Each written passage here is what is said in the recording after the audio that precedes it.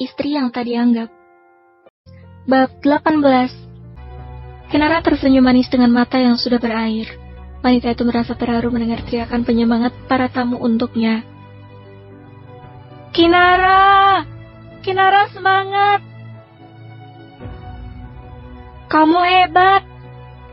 Mbak Kinara, I love you! Kinara melirik ke arah Dirga yang menatap teduh ke arahnya. Pria tampan itu tersenyum tulus, seraya melayangkan flying kiss ke arah Kinara. Terima kasih banyak, karena kalian semua mau mendengar kisah pahit saya. Intinya saya tidak menjalani operasi plastik. Mungkin ada beberapa oknum yang ingin menjatuhkan saya. Mungkin setelah mengetahui bagaimana jeleknya wajah saya di masa lalu, para penggemar saya akan berkurang. Tidak apa-apa, Tidak, kami mencintaimu, Kinara. I love you, Kinara. Mbak Kinara, idolaku. Para tamu dan awak media lebih dulu menyela ucapan Kinara, membuat wanita itu tak mampu melanjutkan perkataannya lagi. Kinara menangis di atas podium. Wanita itu membalikkan tubuhnya membelakangi para tamu. Dia terharu dan bahagia. Semoga beban yang bertahun-tahun berada di pundaknya kini telah hilang. Penderitaannya telah menghilang. Sekarang adalah masa di mana dirinya bahagia. Seluruh tamu bertepuk tangan seraya meneriaki nama Kinara. Mereka memberikan semangat sekaligus apresiasi pada Kinara. Tuhan, apakah ini jawaban dari doaku selama ini? Apa ini balasan dari kesabaranku di masa lalu? Tuhan, aku merasa sangat bahagia. Tidak ada lagi ketakutan di dalam hatiku. Tuhan, maafkan aku yang pernah berburuk sangka padamu. Tuhan, aku bahagia sekarang. Seseorang memeluk tubuh Kinara dari belakang, membuat wanita itu semakin terisak. Kamu hebat, sayang. Bisik Dirga di telinga Kinara. Kinara membalikkan badannya lalu membalas pelukan Dirga. Wanita itu merasa sangat bahagia. Kinara menangis haru dalam pelukan Dirga. Pelukan hangat yang diberikan seorang suami untuk seorang istri. Untuk pertama kalinya Kinara merasa dilindungi. Aku bahagia, Kinara berkata serak dalam pelukan Dirga. Iya, kamu berhak bahagia. Dan harus bahagia, sayang. Mulai sekarang, tidak akan ada lagi yang berani menyakiti kamu. Karena ada aku yang akan melindungi kamu. Akan aku pastikan orang-orang yang berniat menyakiti kamu hancur berkeping-keping. Tegas Dirga seraya mengusap punggung Kinara yang bergetar. Mau lari kemana kamu? Sentak Ibu Anin menatap murka Sandra yang ingin keluar dari gedung tersebut. Saya mau pulang, jawab Sandra heran melihat Ibu Anin dan kedua temannya menatap tajam dirinya. Setelah kamu mengacaukan acara anak saya, kamu mau pulang? Enak kali hidupmu, babu. Ibu Anin berkata sinis, sengaja menekan kata babu membuat Sandra terbelalak. Apa maksud Anda? Siapa yang Anda panggil babu? Tanya Sandra tak terima. Siapa lagi kalau bukan kamu, mantan babysitter? Balas Ibu Anin menyeringnya kejam. Sandra terbelalak mendengar perkataan sinis dari Ibu Anin. Wanita parubaya itu tak menyangka Ibu Anin akan berkata kasar seperti itu. Kali ini kamu tidak bisa lari kemana-mana, babu. Mungkin bila dulu kamu menyakiti Kinara itu bukan urusanku karena aku belum mengenalnya. Tapi karena kamu mengusik Kinara di masa sekarang, saat dia sudah menjadi anak angkatku, maka kamu berhadapan denganku. Jangan kamu kira aku tidak tahu kalau sebelumnya menyiksa Kinara dengan perlakuan tak adilmu. Kamu memanfaatkan keterpurukan papanya Kinara pasca meninggalnya mamanya Kinara dulu dengan menjebak papa Kinara dengan obat haram itu. Sentak Ibu Anin menatap tajam Sandra. Wanita kejam itu berubah pucat pasi wajahnya mendengar ucapan yang keluar dari mulut Ibu Anin. Jangan mengada-ada. Aku itu menikah dengan Mas Bram karena cinta. Haha, omong kosong. Aku tahu semuanya, termasuk bagaimana nasibmu yang kesepian setelah menikah dengan Bram. Potong Ibu Anin dengan senyuman sinis di wajahnya. Tadinya Sandra ingin segera pulang karena merasa muak dengan para tamu. Telinganya panas mendengar pujian untuk Kinara. Terlebih lagi Bram yang mengabaikan keberadaannya. Namun saat dia ingin keluar dari gedung, dirinya telah dihadang oleh Ibu Anin dan kedua temannya itu. Bagaimana kamu bisa tahu? Tanya Sandra terkejut. Wanita itu tak menyangka Ibu Anin tahu segalanya. Tentu saja aku tahu, karena aku banyak uang. Dengan uang aku bisa membeli semua informasi. Bahkan rahasia yang sudah kamu simpan bertahun-tahun. Salah satunya, kamu yang menjebak papanya Kinara yang bodoh itu. Jelas Ibu Anin panjang lebar membuat Sandra gemetar ketakutan. Sekarang kamu harus membayar semuanya. Aku juga tahu, kalau kamu yang menyabotase video di layar tancap tadi. Ujar Ibu Anin tersenyum penuh arti. Tak berselang lama, security gedung tersebut tiba di tempat mereka. Ada apa ini? Sandra berubah panik ketika kedua tangannya dicekal oleh security. Sudah cukup dan nasir sepertimu berjalan bebas di muka bumi ini. Sekarang waktunya kamu kembali ke tempat seharusnya kamu berada. Ujar Tante Lani yang dari tadi diam saja. Para tamu tidak ada yang menyadari pertengkaran mereka, karena semua tamu masih sibuk melihat Kinara. Sandra tak terima. Wanita itu memberontak membuat security itu segera mencengkram erat lengan Sandra. Tidak, aku tidak terima. Tidak ada bukti apapun. Kenapa aku ditangkap? Sandra memberontak tidak terima.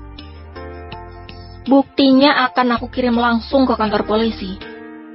Sekarang, bawa wanita gila ini ke kantor polisi, Pak. Titah Ibu Anin angkuh. Baiknya ya. Sandra memberontak tak terima. Ada apa ini? Kenapa kalian membawa istri saya? Tanya Bram yang tiba-tiba datang. Mas, mereka menyakitiku. Sandra menangis mencoba mengambil hati Bram. Istrimu yang menjadi dalang rusaknya pernikahan anakku. Dia yang menyabotase video di layar tancap itu. Jelas Ibu Anin membuat Bram terbelalak.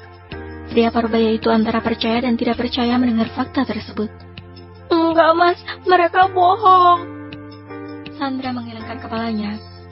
Sudah pak, bawa dia ke kantor polisi sekarang juga. Dan kau Pak Tua, jangan banyak ikut campur. Lihat saja endingnya siapa yang benar dan siapa yang salah. Ketus Ibu Anin dengan nada kesal di saat melihat Bram ingin menyela. Sandra dibawa ke kantor polisi oleh security, diikuti oleh Bram yang juga ingin mengetahui kejelasan kasus tersebut. Kalau sampai itu benar kamu, Sandra, aku tidak akan segan mencampakkanmu. Desis Bram seraya mencengkeram erat setir mobilnya. Aluna mempercepat langkahnya berusaha mengejar Andreas yang pergi meninggalkan acara tersebut. Kenapa aku tidak terima Kinara menikah dengan Dirga? Kenapa hatiku sakit melihatnya? Ada apa denganku? Aku benci rasa sesak ini. Batin Andreas kesal. Pria tampan tak memedulikan istrinya yang mengejarnya dari belakang. Andreas melonggarkan dasinya. Wajah pria itu memerah padam seperti orang yang memendam amarah. Sayang, Kaki Aluna terkilir. Wanita cantik itu terjatuh karena high heels yang dipakainya cukup tinggi. Andreas berbalik di saat mendengar suara terikan Aluna. Pria tampan itu menghela napas berat dikala melihat Aluna yang terjatuh. Andreas menyeret langkahnya menghampiri Aluna. Kenapa bisa terjatuh, Al? Andreas bertanya dengan nada rendah, berusaha menahan rasa kesalnya. Pria tampan itu menekuk kakinya mensejajarkan tingginya dengan Aluna. Setelahnya, Andreas mengangkat tubuh Aluna ala bridal style. Aku ngajar kamu, makanya aku jatuh. Balas Aluna menatap lekat wajah Andreas yang berjarak sangat dekat dengannya. Andreas tak sadar. Aluna menatap dirinya. Raut wajah pria tampan itu sangat datar. Aluna tahu Andreas berusaha menahan rasa kesalnya. Hati Aluna merasa sesak mengetahui hal itu. Apa kamu tidak mencintai aku lagi, An? Tanya Aluna saat Andreas mendudukkan bokongnya di kursi mobil. Kita pulang sekarang. Balas Andreas, mengalihkan pembicaraan. Pria tampan itu memasangkan sabuk pengaman pada Aluna. Setelahnya Andreas ikut masuk ke dalam mobil. Selama perjalanan tidak ada yang berbicara. Hati Aluna bergemuruh menahan rasa sesak yang kian menghujam jiwanya. Apa kamu masih mencintaiku, An? Tanya Aluna sekali lagi menoleh ke arah Andreas yang terlihat sedang fokus menyetir. Jawab, Andreas! Teriak Aluna yang tidak tahan melihat suaminya itu tak menjawab sepatah kata pun.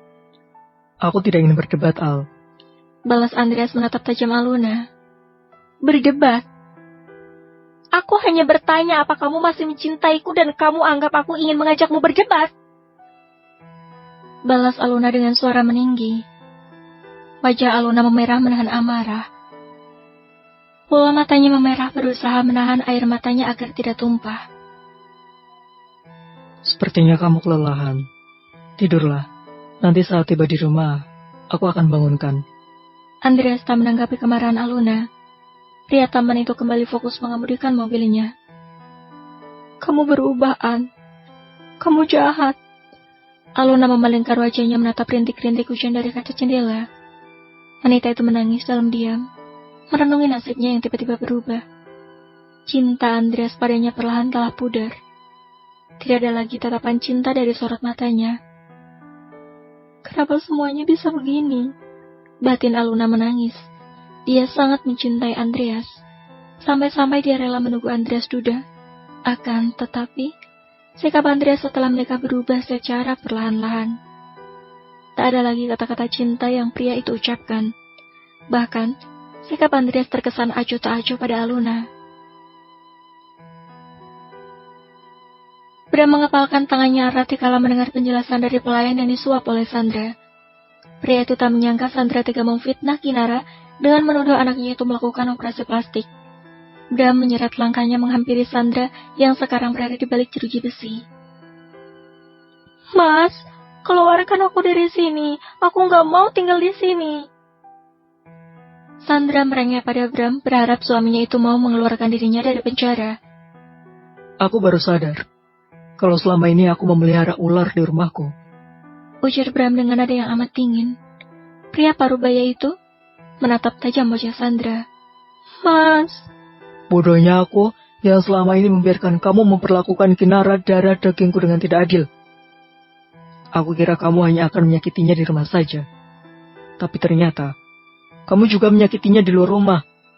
Kamu membuat isu buruk tentang Kinara di sekolahnya agar dia dibully oleh teman-temannya. Kamu juga yang telah memfitnah Kinara melakukan operasi plastik. Aku tahu semuanya sekarang.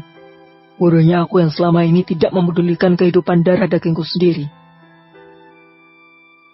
Bram sudah tahu semua itu melalui anak buahnya yang dia suruh untuk mencari dalang di balik kacaunya pernikahan Kinara.